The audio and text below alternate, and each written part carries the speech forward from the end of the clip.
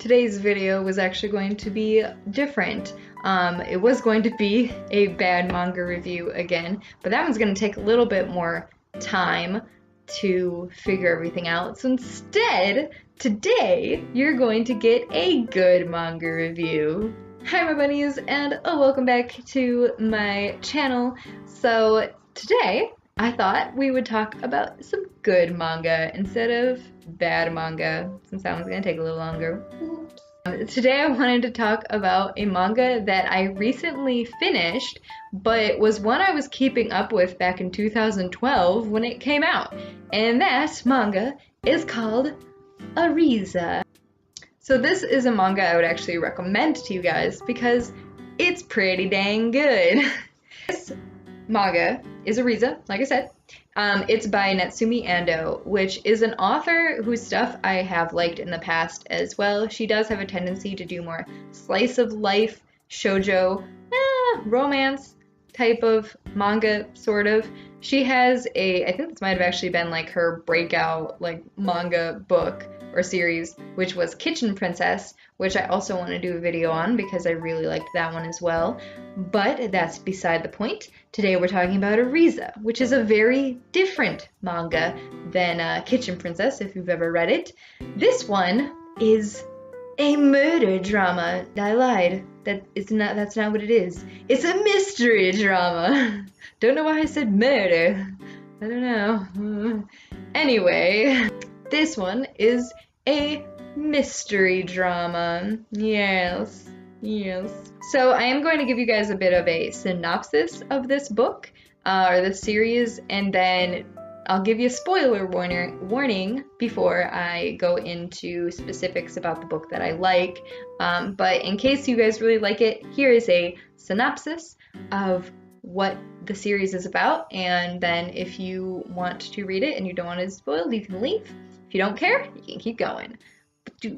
Anyway, so brief synopsis of this book is there are two main characters, Tsubasa and Arisa. They are twins. This why this book is what am I trying to say? This book is very near and dear to me because I do like reading things about twins, because I am a twin.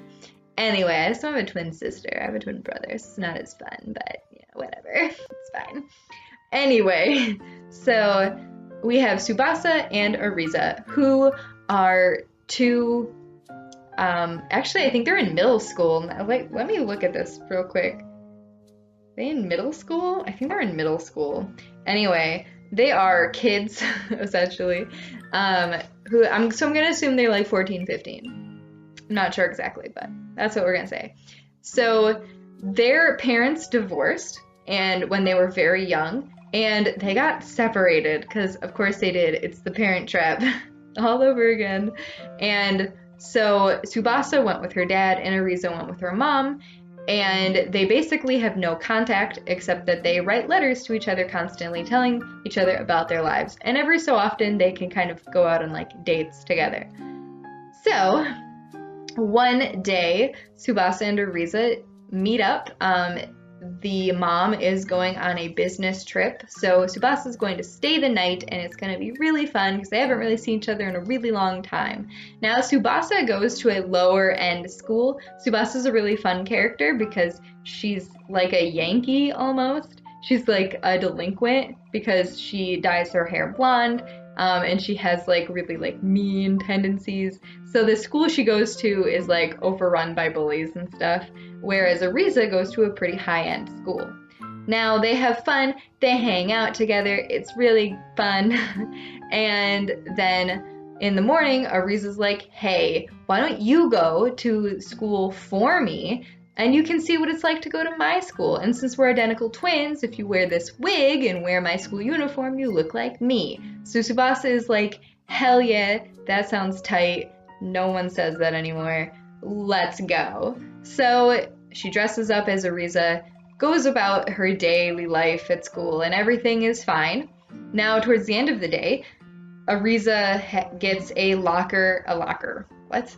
gets a note in her shoe locker, and Tsubasa finds it and is just like, oh, well, this is probably like a love letter, so I'm gonna put this in my bag and take it home to Arisa, and I'm not gonna read it because I'm a good sister. So Tsubasa takes it home, gives it to Arisa, and is like, here, and Arisa reads it, and she starts talking. She starts talking very, like, scarily, and she falls out the window. I say fall, but she really just, she did that herself. Maybe I should have put a trigger warning before this review. Anyway, yeah, so Arisa, falls out the window, and she's fine. She's not dead. She is in a coma, and she's in the hospital. And Tsubasa needs to figure out why. This note was very cryptic. I will find it, and we will, I'll tell you what it is, because this was a long time ago that I read this part. So it turns out that the note said, Arisa is a traitor. And now Tsubasa needs to figure out what is going on with Arisa's class, and why are they making people disappear and stuff? What would make Arisa want to die? Yeah. And that's basically the synopsis for Arisa. Now, like I said, this is a mystery story, so I can't say a lot because then we're going to get into the mystery. So, that's the basic plot. I do highly recommend it. Anyway, this is the official spoiler warning because now we are going to actually get into talking about the book, and I want to give you guys sufficient time to leave in case you are interested and want to read this. It's actually a pretty short manga. I believe it's 12 volumes long, so like 50 chapters, 40 chapters, something like that. So, continuing on. Okay. Like I said, so they need to figure out who or what is happening within Arisa's classroom. Tsubasa teams up with one of her classmates, whose name is Minabe, who figures out pretty quickly that Tsubasa is not Arisa, but they decide to start working together to figure out who the king is. So on Fridays during free period, they have a thing called King Time, which is a cell phone game, and everybody like logs into it and they put in their wish, and one person is picked for their wish to be granted, and bad things can happen. Essentially, they've asked for things like, I want the gym teacher to disappear, and he has disappeared, and stuff like that. So that's kind of scary. But they, there's other, like, it started as Tsubasa figures out that when it was started, the game was very innocent. It was actually started by Arisa, who really just wanted to help her fellow classmates because Arisa is I think she's the class rep or whatever.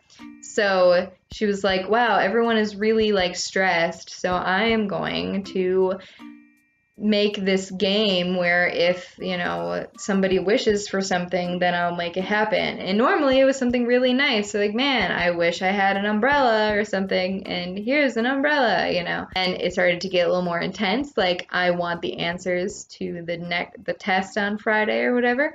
And she actually felt compelled to fulfill that request. And she became the king for a while, but nobody knew. Until she thought that was a bad idea and it was starting to go too far, and then she stopped being king. And this mystery is like, it's really good. It does keep you on your toes because there's always like something going on. There's always a back and forth about who has what cell phones and who's going to be who's the king. That's the big one. But at one point the king says that he's gonna pick like 5 people, and whoever has these certain numbers, like, they're the people. And Arisa gets picked, Minabe gets picked, a couple other people get picked. And so now there's this back and forth of people stealing cell phones, and it becomes like I was gonna make a movie reference, but I don't know what movie to reference, so whatever. But it does keep you on your toes. Now, this isn't a big, like, mystery thing, like, I don't know, this isn't like a Phoenix Wright story, you know, it's not that deep. And actually going through reading the series, there was, even though every so often I'd be like, oh, well, maybe it's this person, oh, maybe it's this person, it was somewhat obvious, maybe only because I like to like watch detective shows, that there was one person, and I will say who that person is in a minute. There was one person who was kind of in the back of my mind the entire time, like, it's probably him, even though they keep throwing other people at you. That's like, oh, maybe it's Manabe.